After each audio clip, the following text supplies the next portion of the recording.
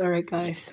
My voice is still a bit raspy, but I watched this video. I was looking for something else that was funny of a lady trying to prank her boyfriend in the back of his car, and she was laughing her ass off before she even got finished putting red paint on herself. And just the way her mischievous, already pleased with herself laugh, like somebody said in the comments, is what made me laugh so hard. That's probably what made me, my voice was healing. And then I started losing my voice again because I was laughing so much. But I had to lighten the mood for a bit because my heart started beating super hard when I was watching this random video came up, and I just clicked it for a sec because I steered away from watching these kind of videos for a very long time because of my own personal experience with cops. And I apologize for my voice, but it'll come back by tomorrow. I'll be speaking normal again. But anyways, I just wanted to show like this was from 2 years ago, and it really hurts my heart because I seen you could tell this fucking dumb bitch that they hired as a officer. she, she's a peasanter. Um, this young 23-year-old man. I didn't watch it in its entirety in the beginning, but when I saw that they worked so hard to pretend that they were trying to do CPR on this young man. God rest his soul. Um, it was unnecessary because at this point right here, I was about to click off the video before I saw this part. But then I just continued to see like what went wrong because they were doing too much when they were trying to act like they were doing CPR. No, not act like it, but they know they was acting like they cared a little bit too much to have a melanated young man in their presence, knowing how much most police officers are racist and they don't give a fuck. They're over there being part of the trafficking, writing it off as a death, collecting that insurance money and shit, whatever they write off. If you study that contract law shit, you'll understand why I say that. But I'm not going to go into details about that here. Excuse me. I wish my voice was a lot more clear.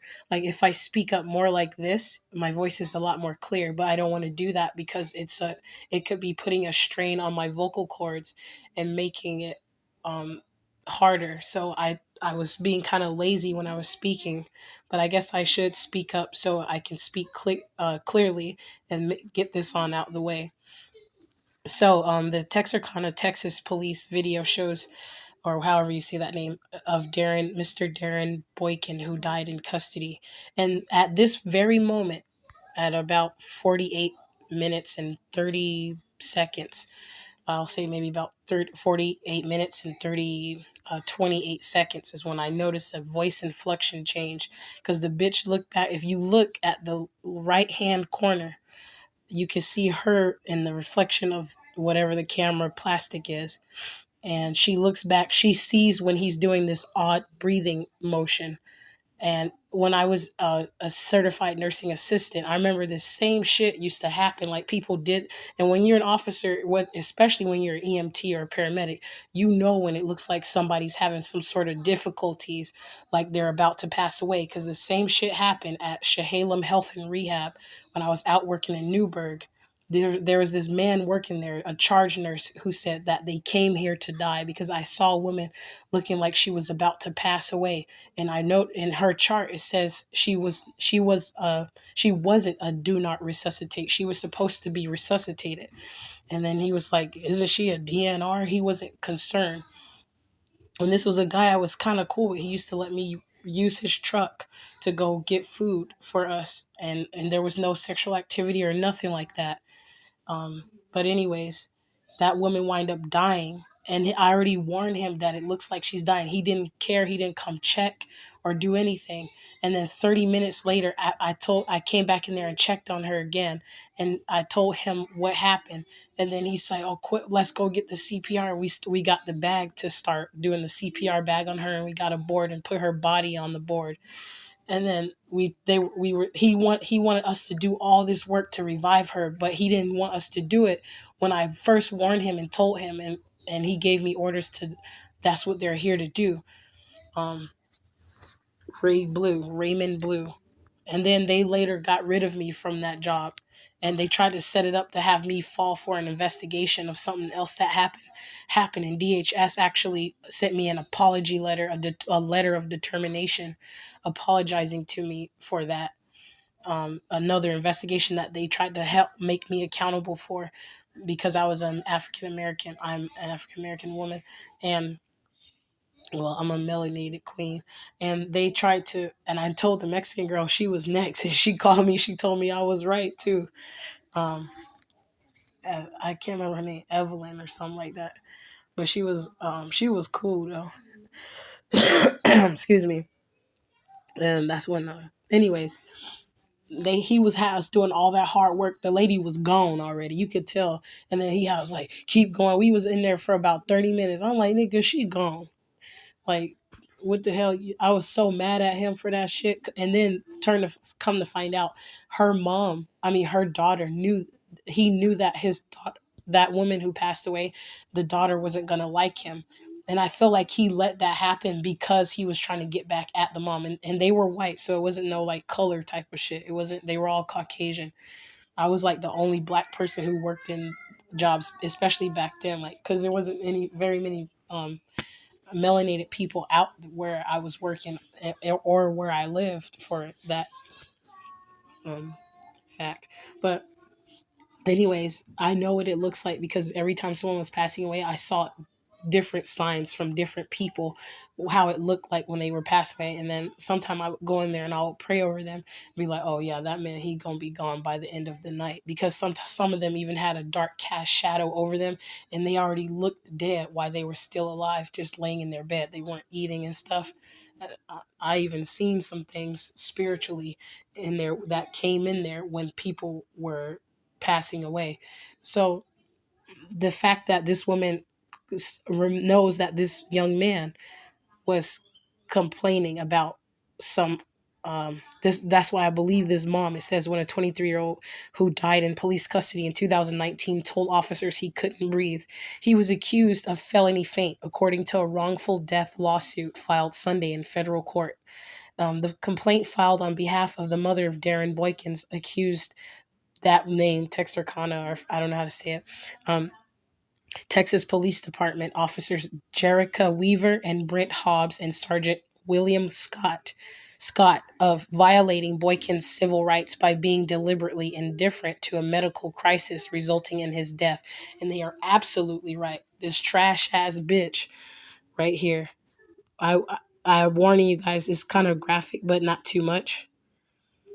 At this point, right, I'll put it right, 48 minutes. He was starting to, after all that time he was suffering, he starts doing this weird breathing. Even be like, you could tell. And then her voice changes. She's like, well, we're going to get you some water at the jail. They're going to get you some water at the jail.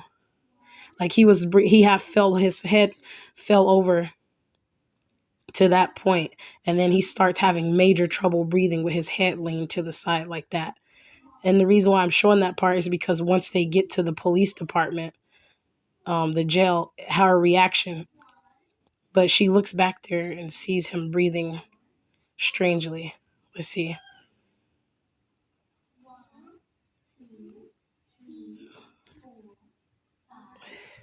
He's still holding on, and he's breathing like that. He's having a hard time. And she's asking him a question. Then watching the screen, she looks back at him and sees him struggling. And then she checks her rearview mirror.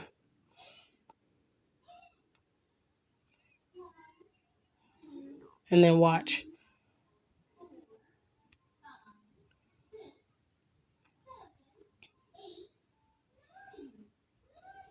She looks back at him again.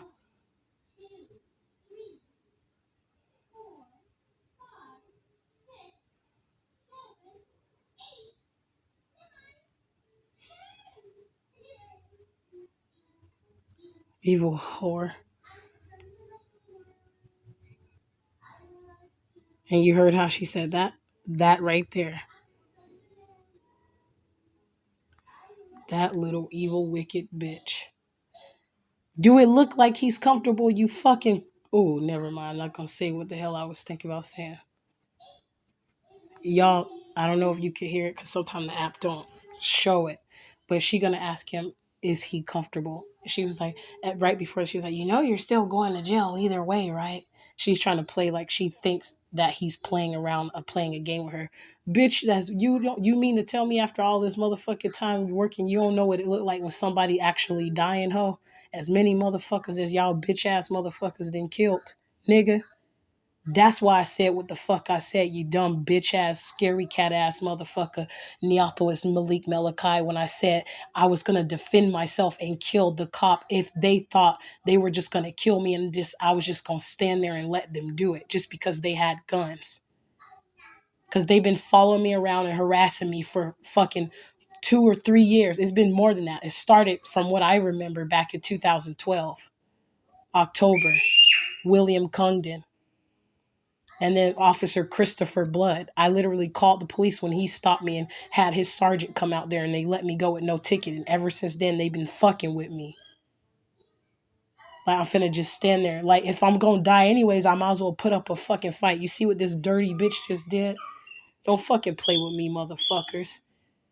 And then now y'all wonder why the black people don't really like to fuck with the police. And some of the black police officers, they just as bad because they trying to fit in with a motherfucker. And then she's like, all right. Just the fact that you're comfortable. Bitch, do it look like he motherfucking comfortable? Don't play around. She do it just like Malachi, Neapolis Malik Malachi. When his bitch ass was acting like him, like he tried to say I was playing with him, but he the bitch nigger that was playing with me, and you heard me right. Dumbass motherfucker, you gonna play with a black person like that? And looking what we facing in America is bad enough. We got these crooked motherfuckers working against us. Then your bitch ass want to add your motherfucking ass in their shit too. That's why I don't want to hear shit about y'all dumbass Negroes talk about what the white man doing, and y'all doing just as dumb shit just like they ass is. And y'all, if you smart enough, you'll know I ain't talking about the good ones. Duh. Don't even try that shit. Ooh, she's racist. You know what the fuck I'm talking about. This young man sitting back there, he's struggling. This dumb bitch acting like she don't know what the fuck going on. And then, so if you go and watch the video yourself, before they get to this part, they show a dumbass motherfucker on there.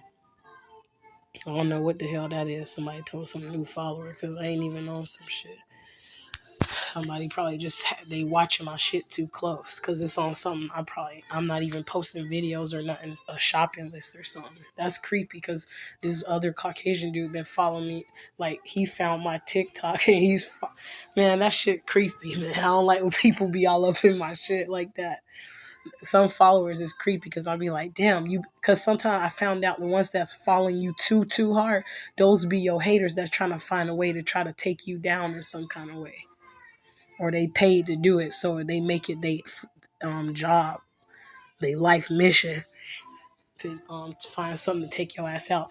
But anyways, that's why I was making this video, y'all, because first of all, that remind me of that dude. He talk about something. You said you was gonna kill a cop. No, the fuck I ain't said. Not like how you trying to say it, you dumb bitch. And I know one of those type of niggas that work with him, they actually did kill 3 cops. And he went to jail for about 15 years and got out of there. Now he's fucking up. He working with another bitch that was in the industry doing fraud on everybody, including other niggas. He just don't give a fuck.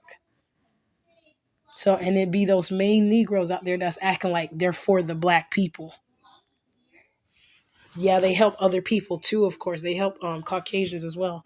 But they try to act like they're the Martin Luther King that, not necessarily Martin Luther King, but they're the black leader that people should follow. Like, he's there to set his captives. He's there to set the melanated people free, to help us get out. But in reality, they're the ones who's working with, or the corrupt Caucasian reptilians, whatever you want to call them, Caucasoids, whatever the name is for the non-upright ones. They're the ones who's a part of their agenda just as well. Trying to be gatekeepers and stop certain people from making it because you a hating ass nigga. That's why I'm saying the shit I'm saying. And I know there's people out there talking about some, I'm not going to call anybody out because I'm not trying to be messy. Well, motherfucker, I'm different than you. And I have a different mission than you do. So anyways, um, I'm letting everybody know this stuff so you can see where I'm coming from at my end, on my angle. Because I'm sick of this shit where, like, people coming, like, you don't see what the fuck happened. This bitch just let this man die like that on purpose. She don't see him as shit, but just, like, you know what I'm saying? They did this on purpose. And when they acting like they was doing all that hard work doing CPR, go watch this video and see how the bitch act like she didn't know that he died when she knew he was dead, or she knew he was dying before they even got there. And then they gonna pull him out. She was like, and don't try to play that game with me. Get out of the car. Bitch, you don't know what the fuck when somebody playing with your ass and they ain't. You in the wrong motherfucking field, bitch. Seem like you should be one of the inmates scrubbing the goddamn floors, you dumb cunt.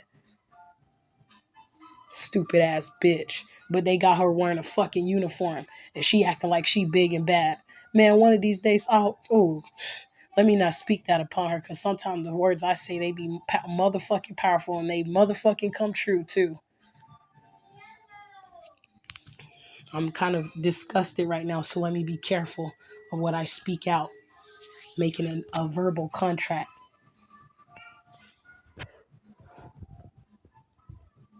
No, more so of a promissory note. It's a promise note, not a promissory note. It's a promise note statement. And then this young man died. Poor mom. I'm so sorry to the mom whose son died. You saw absolutely the truth and what was right, and I know it hurts, because that young man could have had made some sort of change in his life and helped break some generational curses in their family and whatever. And my condolences to Mrs. Boykin, or if your name's not his last name, I apologize to you on behalf of those idiots for what happened to your son, ma'am. And I hope that you got the justice for it that you deserved, and for his sake as well. I don't know what this young man did, but I don't feel he deserved to die the way they just let him die like that. That was fucked up. It's like, it makes me want to break her fucking neck and then act like, I'm like, bitch, are you comfortable? Oh, okay. You know you're going to hell anyway, either way, right? That's how I feel about her bitch ass.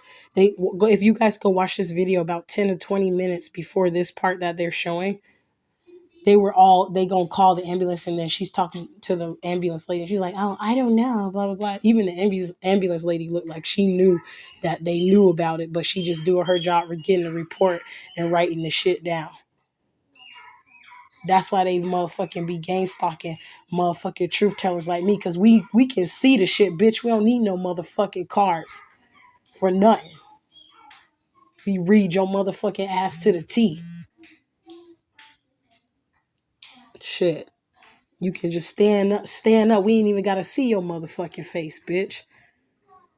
We know I know people who that person is from a distance just by their walk. Damn.